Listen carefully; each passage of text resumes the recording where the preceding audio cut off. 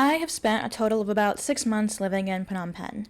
I've seen quite a few cities and locales from Siem Reap to Koh Rong, and while my time here has been much shorter than many of the people I've kept company with, I feel that I have been witness to enough of the city's comings and goings to have realized something important. There is a big difference between being an expat and being an immigrant.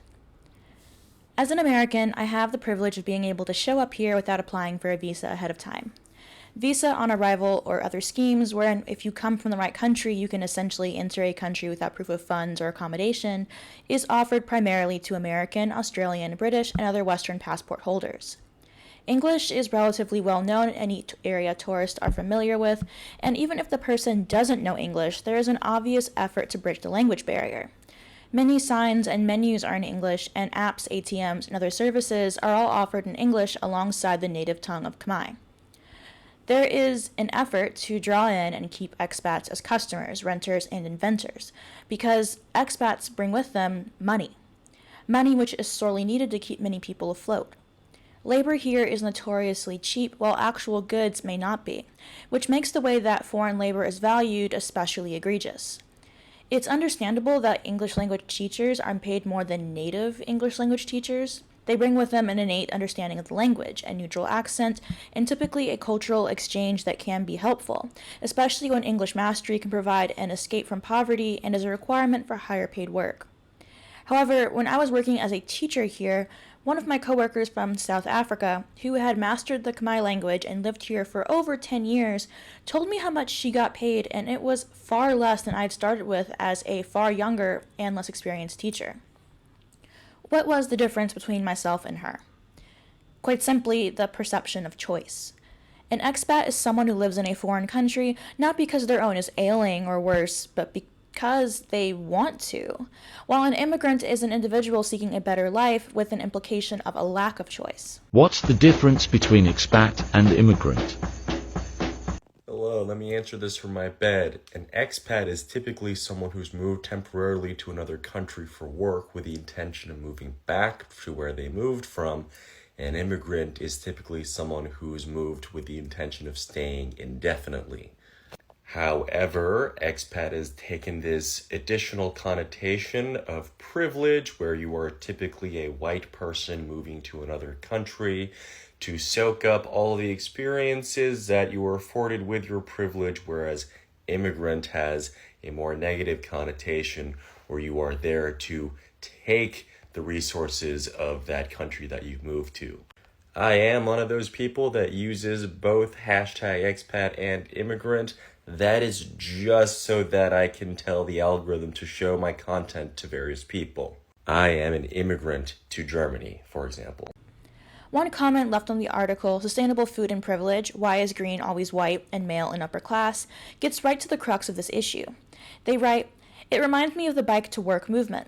This is also portrayed as white, but in my city more than half of the people who bike are not white. I was once talking to a white activist who was photographing bike commuters and had only pictures of white people with the occasional black professional. I asked her why she didn't photograph the delivery people, construction workers, etc., the black and Latin and Asian people, and she mumbled something about trying to improve the image of biking, then admitted that she didn't really see them as part of the green movement since they probably have no choice. I was so mad I wanted to quit working on the project she and I were collaborating on." So in the same way, when people in a poor community grow food in their neighborhood, it's just being poor. But when white people do it, they're saving the earth or something. Expats are considered to have wealth and to be a benefit to the community. This isn't always the case, as many of the people I spent time with here are poor or on a set income. But there's also a plethora of people who are on digital nomad visas, work from home types, or if they are working in person, it is typically specialized labor and is well compensated.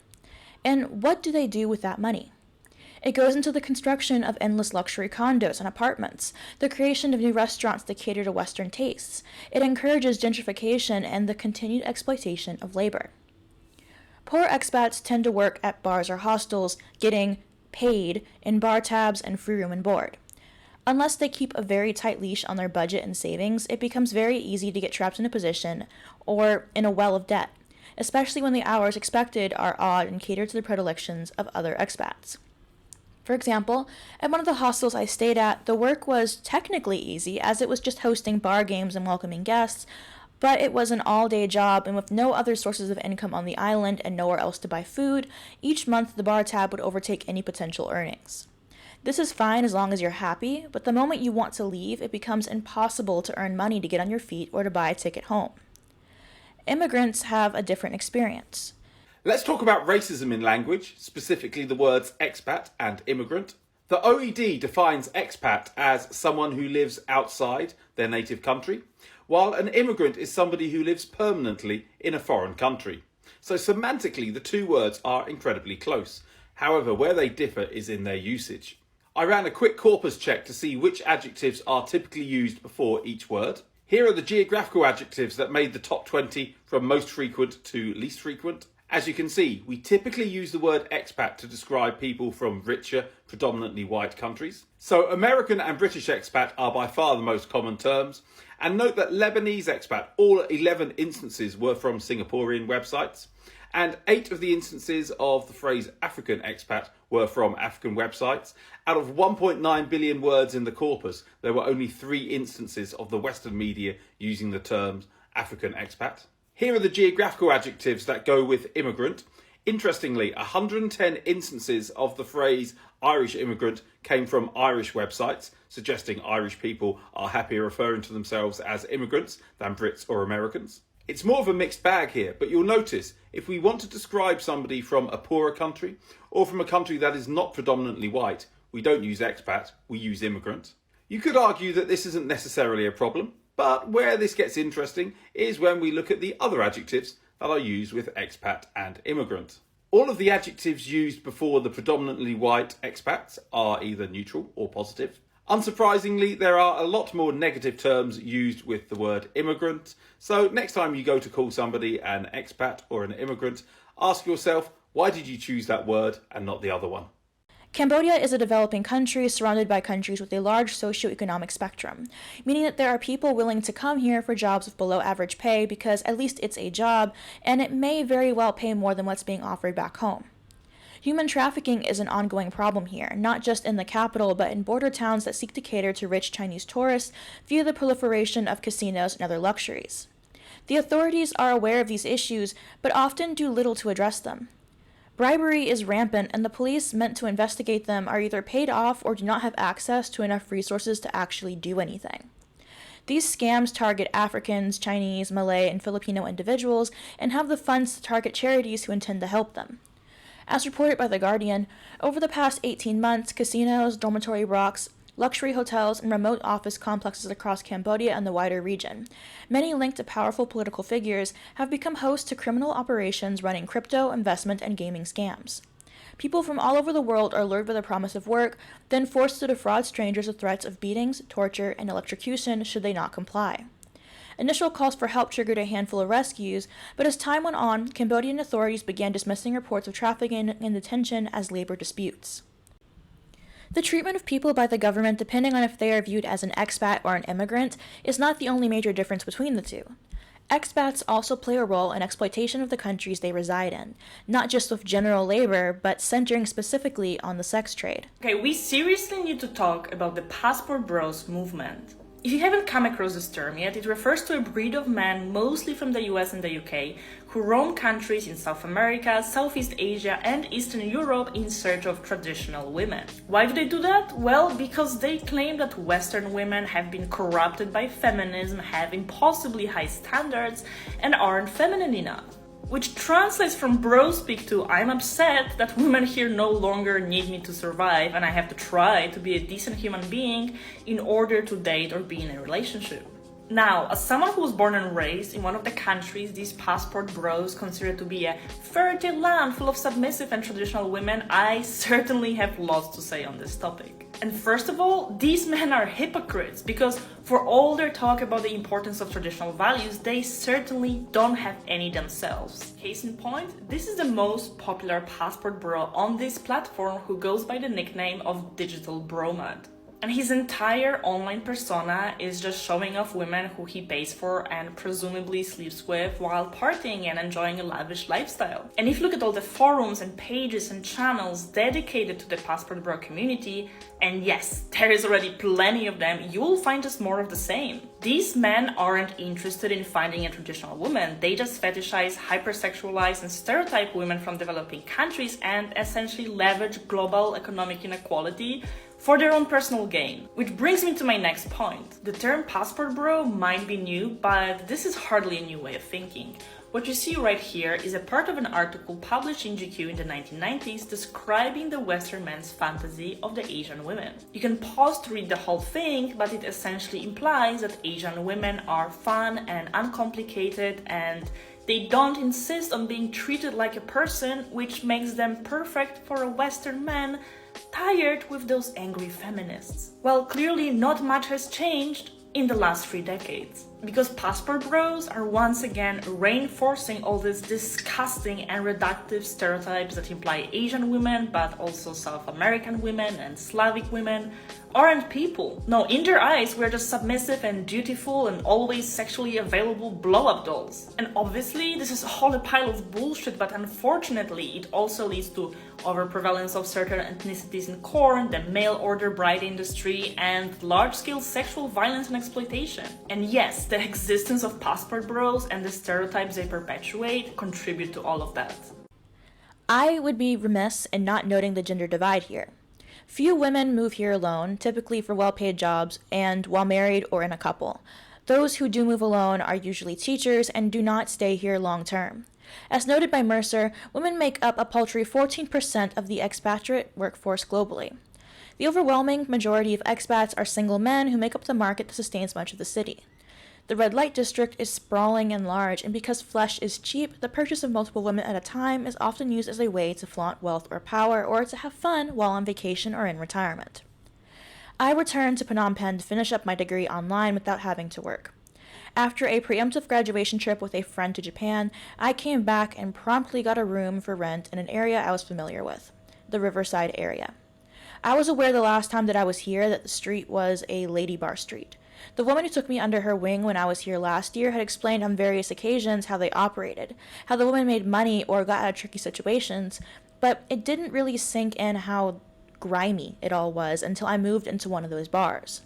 There are nicer parts of town, but I wanted cheap, familiar, and English-speaking. And that's what I got. Drinking after midnight at one of the all-night bars/hotels, I would often see men who looked like my grandfather, who earlier in the day had given me advice about a job posting or discussed the importance of addressing the human trafficking issues in the country, with 2 women my age, if a bit older, sitting beside him. They would fake laugh at his jokes, smile blankly, dressed up far more than the dingy bar could ever truly warrant. The night bartender, who I became well acquainted with during my time there, would point out that some girls were drug addicts, meth heads. The part of the reason they would stick with a specific man is because he would offer pills, mushrooms, alcohol, and he would note this with derision, without noticing the connection between needing to be heavily medicated with the so-called profession they held. The common argument was that this was the best way for things to work. These women had the choice of low-paying labor in factories or in bars, or could sell their bodies. The presentation of prostitution as a necessary evil allows expats to feel like better men than they actually are for rescuing women from the street, and ignores that if they were truly good men, they would be giving a hungry woman food instead of putting his dick in her mouth. The way women are often presented as one of the reasons why men should travel to certain locales, women are presented as commodities, as things to experience, like local food or architecture. Part of this is because of a belief that women in impoverished countries have lower standards and are more traditional, but also because of the understanding that Western wealth, which is built off of the labor in the global South and a legacy of colonialism, often in the same countries they now seek women to exploit, offers them an advantage to women who are desperate to escape poverty but lack the tools to do so. A fetishization of women from South America, Eastern Europe, or Southwest Asia is often paired with a hatred of women of their own country or race, particularly because those women have the resources to choose, to be independent, and typically have had access to better education, wealth, and support systems than that of the women passport bros choose to exploit. Black American women are the most masculine women on earth. And so like a lot of the times, black women, like they'll always ask me like why I'm not dating a black woman. And it's like, You know, if I'm going outside and I'm fighting off demons and dragons and trying to provide like the best lifestyle for my future like children and my significant other, like I don't want to come home to another battle at home, right? I don't want to be sleeping next to someone who is like domineering, who is like very like outspoken, like very masculine. Yeah, I definitely prefer Thai women for sure. It's easy to see why they would prefer women they can control more fully, and why they often complain when it turns out that the woman that they thought they were fully manipulating take control instead, such as having a secret husband the whole time, sending money back to her family, or choosing to leave after accumulating enough wealth or an avenue of escape. The same misogyny that these men like to point out or complain about when people move to their own country is appreciated when they benefit from it, illustrating that they don't actually care about the treatment of women, but rather are xenophobic and care about how they may be able to exploit and treat women themselves. Reason number, really long number. I wouldn't travel to India and other misogynistic countries for anything in the world. I think there's this assumption sometimes, especially in the West, that misogyny is more of a problem of quote-unquote developing countries, and that in the West, by and large, misogyny has been eradicated. And I just don't think that's true. I don't know whether that's what this person was saying, because they just said other misogynistic countries. They didn't specify any countries. But I did want to address this overarching idea. Misogyny exists in every country. It's just to different degrees and of different flavors. Take, for example, the fact that India, Pakistan, Bangladesh, and Sri Lanka have all had their first woman head of state, while the US still hasn't. That's not to say that the US is more misogynistic or that any of these countries are free of misogyny. That's just absolutely not true. It's just to say that misogyny exists everywhere. Rapists in Minnesota can claim parental rights without restrictions, given the fact that often the victims of rape are women and often the perpetrators of rape are men. I would consider this pretty misogynistic. Ministers in the UK are rejecting making misogyny a hate crime. By definition, a hate crime is a crime committed based on prejudice, based on hate for a certain social group. As of 2018, Austria, Georgia, Germany, Norway, Slovenia, and Turkey don't guarantee a woman her job back at the same level if she takes paternity leave. And New York became only the 6th state last year to ban child marriage with no exceptions. Studies have shown that girls married before the age of 18 experience higher rates of gender-based violence and experience fewer educational and employment opportunities. And also this happened in Georgia in 2016, where a judge ruled that it's legal to film up a woman's skirt without her knowledge. It was overturned in 2017, but the point still stands. Misogyny exists everywhere. Trying to place the worst of misogyny as being committed by a specific race or group allows people to ignore that it is a global problem, and one which is far from being solved in any country. My time in Cambodia has been filled with kind people, but it's also thoroughly revealed to me how men view women, especially in foreign countries. At first, I experienced a form of unfortunate benefits from the availability of flesh for sale. After all, if they can straightforwardly pick and choose which women they want to sleep with, often the concept of flirting and organically forming a connection seems too much trouble, which in turn meant that I just wasn't worth their time. Being a Western woman and not having a language barrier also made it more difficult to be dehumanized in the same way. Even in their minds, there was a strict division between their women and the women of Cambodia. After coming back this time around, I was mistaken for a boy more than once, and overheard far more than likely what they wouldn't have been able to discuss if they knew that I was a girl. The miasma of sexual coercion was one that honestly became very difficult to live with, especially with the company I was keeping. It was one of the reasons I chose to leave so soon after graduation. In conclusion, the major difference between expat and immigrant stems down to race, wealth, and gender. Expats are treated differently than immigrants by both the locale and the government, and in turn, treat the country hosting them differently as well. In many ways, this stems down to exploitation and is an illustration of how misogyny really shows no borders. This, dear viewers, is where we part. This video was really inspired by the amount of time I spent sitting in dingy bars, drinking cheap beer, really just enjoying not having to work and being able to just do things in my own time. I would spend the day writing or recording videos or working on assignments and then go out and drink until late in the night. And I would have great conversations with people. There's that quote by Sylvia Plath about wanting to talk to barmen, and that's what I've always enjoyed doing, is being able to talk to people and not be seen as woman first and foremost. And while sometimes I was able to avoid that, what it also revealed to me was how other women don't have that ability. Even women here who are dressed more masculine, who could be potentially mistaken for male, don't have the same privilege that I did. And I'm fully aware, as I have talked to and I have pretty friends who live in developing countries, that I have a privilege and that I'm able to come here easily. The same countries that welcome me with open arms will make it almost impossible for someone from Brazil or Cambodia to come to the US.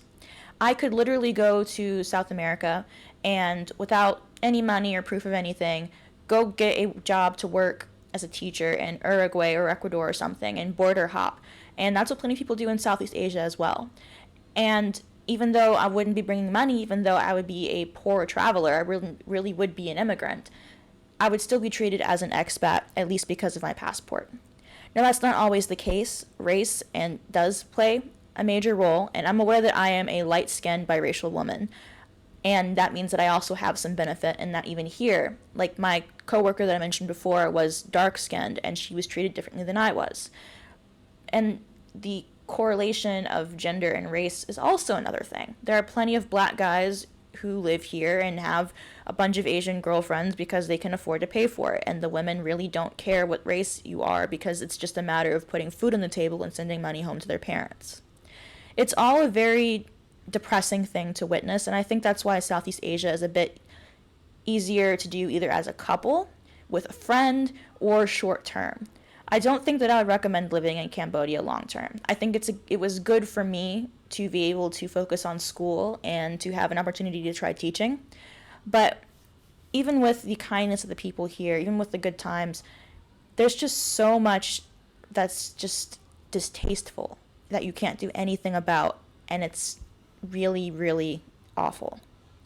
If you guys have any comments, questions, or concerns, let me know in the comment section down below, and I'll see you guys next time. Bye.